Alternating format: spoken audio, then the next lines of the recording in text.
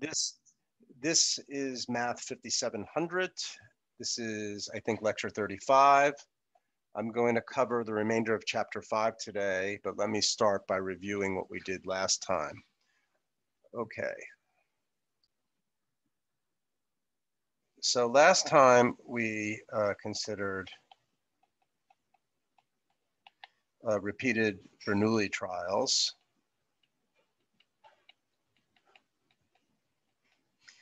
Where the probability of success is, as always, denoted by P, and let Xn be the binomial random variable, which is given by the number of successes in n trials. So this is B and P in the notation I once upon a time introduced. We know that this is Bernoulli, and for the Bernoulli random variable, this is binomial, sorry, it's NP, and the variance is NP times 1 minus P. So this is a discrete setting, discrete random variable. So now the idea is that I'm going to renormalize X sub n. What do I mean by that? I want to consider a new discrete random variable, Z sub n. And what I'm going to do is I'm going to take X sub n, subtract off its expected value, which is n times P, and divide by its standard deviation, which is the square root of the variance. Now, if you remember way back when, we actually considered what happens when you take a random variable X and you take a constant A times X plus B, the expected value is given by A times the expected value of X plus B, and the variance of AX plus B is given by A squared times the variance of X. Now what we have here for Zn, this new discrete, this renormalized Xn, we can break up the fraction into two parts, Xn over the denominator minus Np over the denominator. If you do this calculation in the blue box, you'll see that the expected value of Z sub n is 0, and the variance of Z sub n is given by 1. So this is the renormalization that I was suggesting. Okay, so now the idea is that Z sub n, as n goes to infinity, turns into the standard normal distribution n0, 1. So I'm going to state that in two ways. The first way I'll state it is that the limit of the probability that A is less than or equal to Z sub n is less than or equal to B. When we calculate this limit, this is a sequence of random variables, one for each n. The limit of the sequence of these probabilities becomes the same thing as the probability that A is less than or equal to Z is less than or equal to B, where Z is standard normal. So the right side of the equation is a continuous random variable, and we're writing it as a kind of limit of discrete random variables. And then the second statement is that if n is large,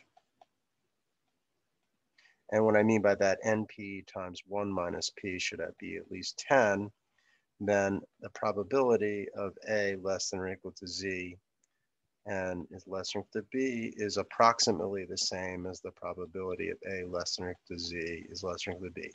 What does approximately actually mean here? It's not very precise, but from the point of view of doing calculations, you treat them as being the same. Okay, that's the review from last time. What I want to do today is move on to 5.5. We're going to be skipping a few sections, subsections here. So I'm going to talk about 5.5 now, which is called the exponential random variable.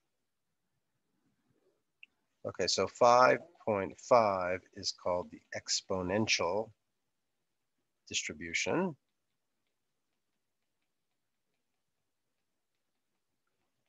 And the definition goes like this: a continuous random variable, x is exponential,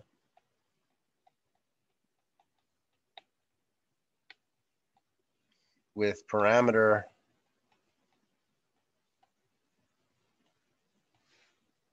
lambda, that's some fixed number that's chosen in advance, if its PDF, its probability density function, is of the form f of x equals lambda e to the minus lambda x if x is at least 0 and 0 otherwise. So this is a function. And this is really a PDF. F of x is a PDF because the integral from minus infinity to infinity of f of x dx first is given by the integral from 0 to infinity of lambda e to the minus lambda x dx, which you can easily find the antiderivative. It's minus e to the minus lambda x from 0 to infinity. And if you figure out this evaluation, you're going to get 0 minus -1, which is +1, and that checks out. Okay.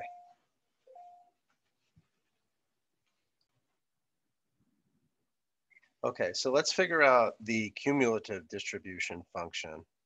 So what is that? That's going to be, let's evaluate it at some non-negative number a. That would be the integral from 0 to a of lambda e to the minus lambda x dx, and that's going to be minus e to the minus lambda x evaluated from 0 to a.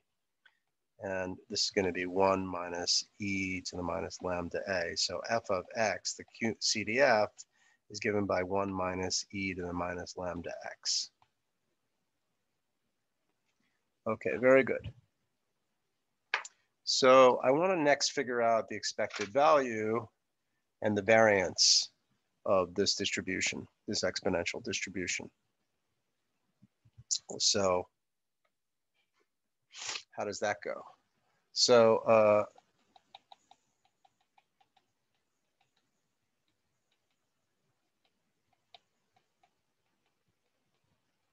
okay, so let's consider the nth moment, first of all. We're going to derive a recursive formula for the nth moment. So that would be the integral from 0 to infinity of x to the n times lambda e to the minus lambda x dx. All right, so I'm going to do the integrate by parts. So what I'm going to do is I'm going to make a little box here and let u equal x to the n's, and du is equal to nx to the power of n minus 1 dx. dv is what's left over. Since I didn't put this in the right place, I'll put the dv below.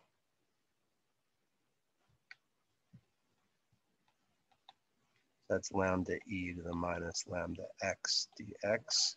So v is the antiderivative of that. That's minus e to the minus lambda x. Okay, so what do we get? When we plug this in, we're going to get u times v, so that's negative x to the n times e to the minus lambda x plus the integral from 0 to infinity of v du, which is n times x to the n minus 1 times e to the minus lambda x dx. And I neglected to put the limits of on the first term. Now, since n is bigger than 0, I'm going to assume n is bigger than 0 here. This first term gets wiped out. It doesn't contribute, so we're left with that. Okay, so what does this tell us? This tells us that e of x to the n is n time, well, this expression here, I'm going to write it in a slightly different way. And there's a lambda somewhere that I should have put in here. Oh, no.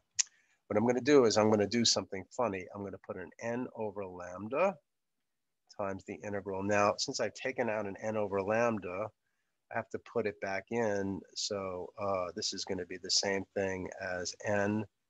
No, there's no n anymore. The n is brought out, but there is an x to the n minus 1 lambda e to the minus lambda x dx. Now, why the hell did I do that? I did that because I noticed that this expression here gives me an n over lambda times the n minus first moment. So this relates the nth moment to the n minus first moment. So now we can take n equals 1, and we get e of x is equal to 1 over lambda e of x to the 0, but that's 1, so you get 1 over lambda. So that's the expected value. Now what happens when n equals 2? We get the expected value of x squared, the second moment that is. That's going to be 2 over lambda times e of x, so that's 1 over lambda. So that's 2 over lambda squared. So therefore, if we want to take the variance, that's going to be 2 over lambda squared minus the square of the first moment. So it's 1 over lambda squared. So that's going to be 1 over lambda squared. So we got the variance of x, I'll write it over here, is 1 over lambda squared. Okay, so we've computed the expected value and the variance of this random variable. Okay, so when is the exponential random variable used in the real world, right? How is it applied?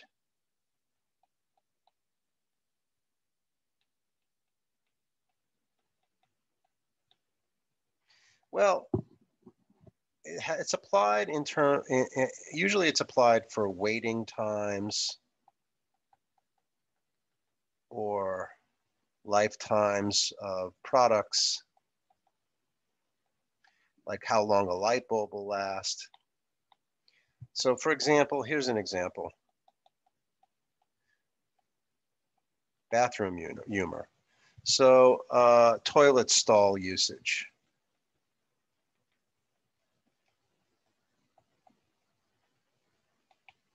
Okay, so you go to a bathroom that has one stall, like at Wayne State in FAB, and you notice the stall is, someone just walked in right before you and occupies the stall just immediately before you, right?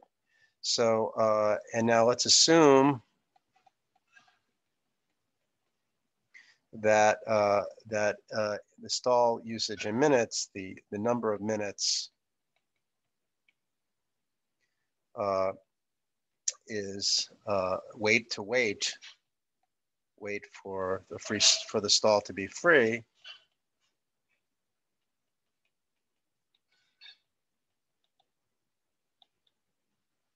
is exponential with, say, parameter lambda equals 1/5. I'm just making this up. Now, suppose someone has entered the stall just before you, and so the question is you're waiting, how long do you have to wait? So what if, maybe if you have to wait more than 5 minutes, you're going to just forget about it, you'll walk away. So calculate the probability of waiting more than 5 minutes. That's the first problem. And calculate the probability of waiting between 5 and 10 minutes.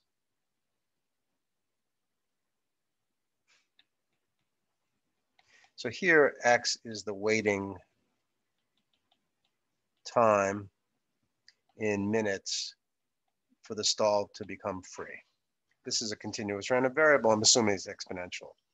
So the probability in part A, the probability that X is at least 5 is 1 minus the probability X is less than or equal to 5, which is 1 minus F of 5.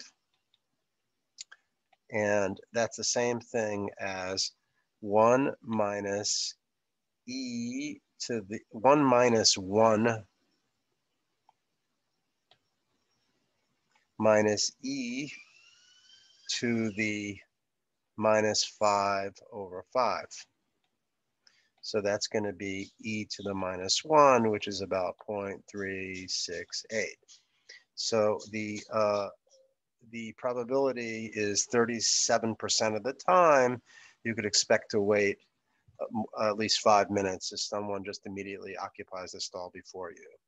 In part B, the answer to part B is, this is the same as the probability that X is less than or equal to 10 minus the probability that X is less than or equal to 5.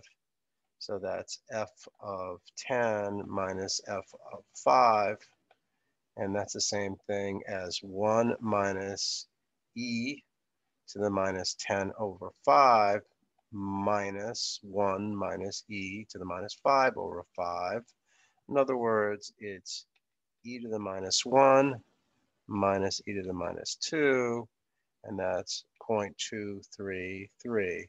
So about 23% of the time, you might consider, you expect it to wait between 5 and 10 minutes for the stall. Okay, so that is an example. I'm not going to do any more examples here. So what I'm going to do here, I'm going to do one more thing today, which is I'm skipping over to section 5.7.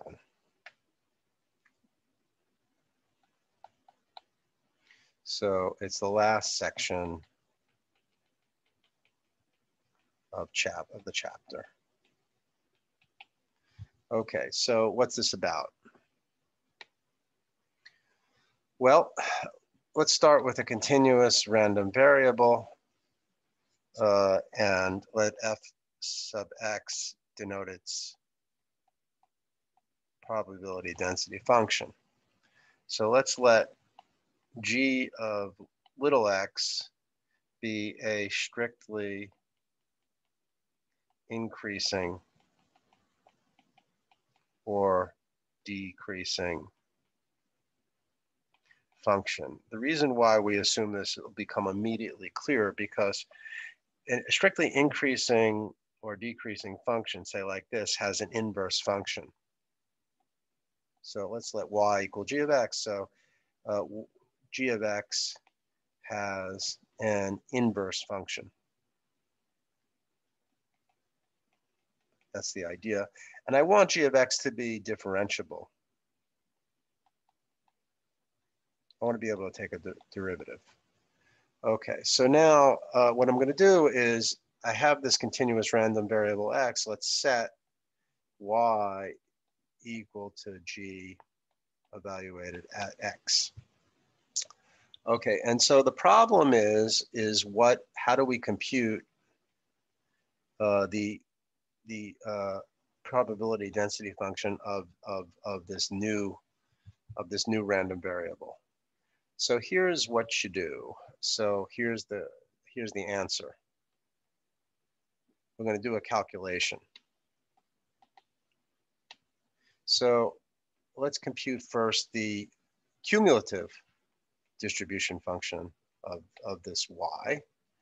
So that's the same as the probability that y is less than or equal to y, which is the same as the probability that g of x is less than or equal to y, which is the same thing as saying the probability, be using the inverse function condition, that x is less than or equal to g inverse y. That's exactly what the inverse function does for you. But then we see from this sequence of inequalities that the last term is f sub x, the cumulative distribution function for x evaluated at g inverse of y. Okay, so that's a really important thing. And now let's differentiate both sides.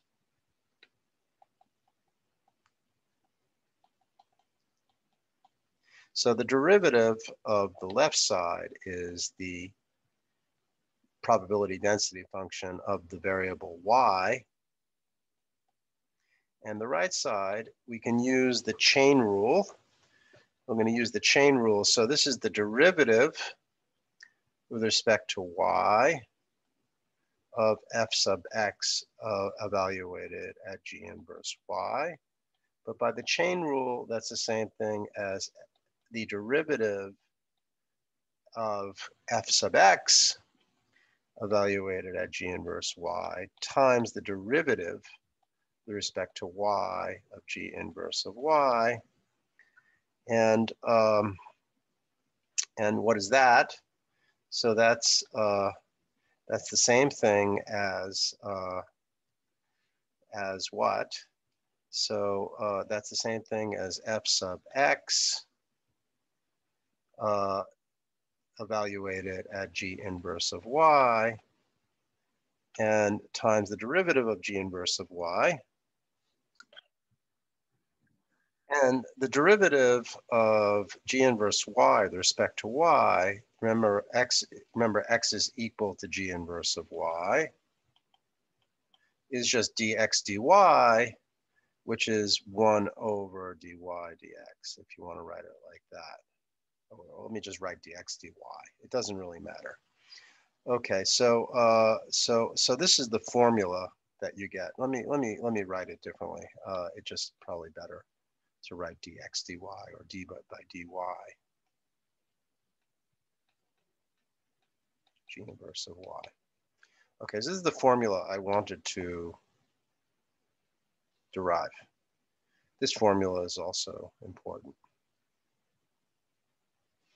Okay, so I'm going to use this formula in doing just some calculations, a few calculations, just 2 calculations.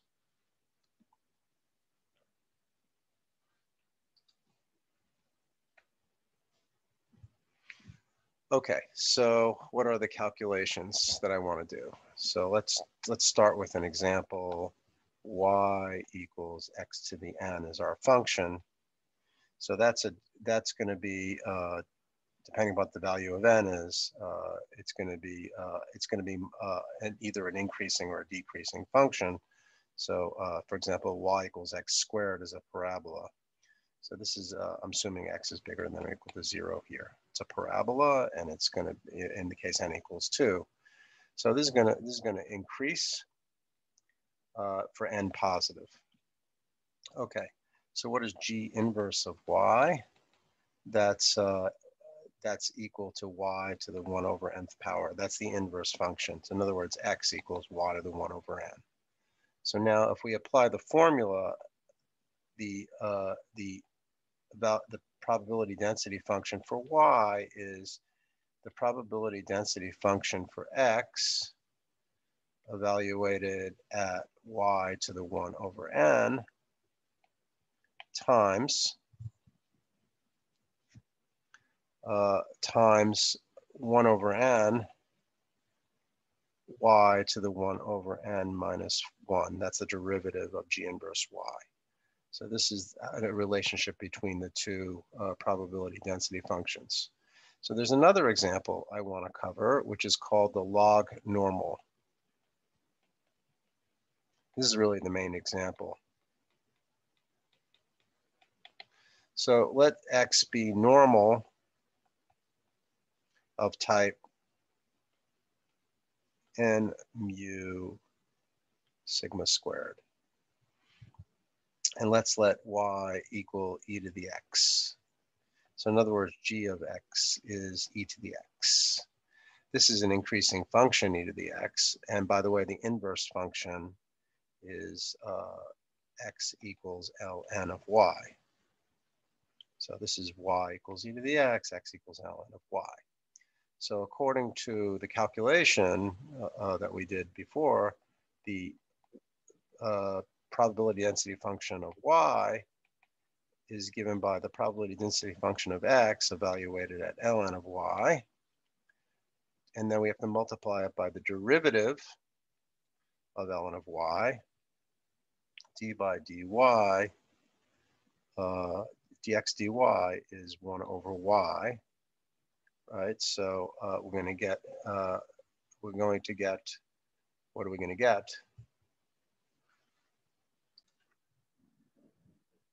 So that's going to be 1 over y. And now we can rewrite this as the following way.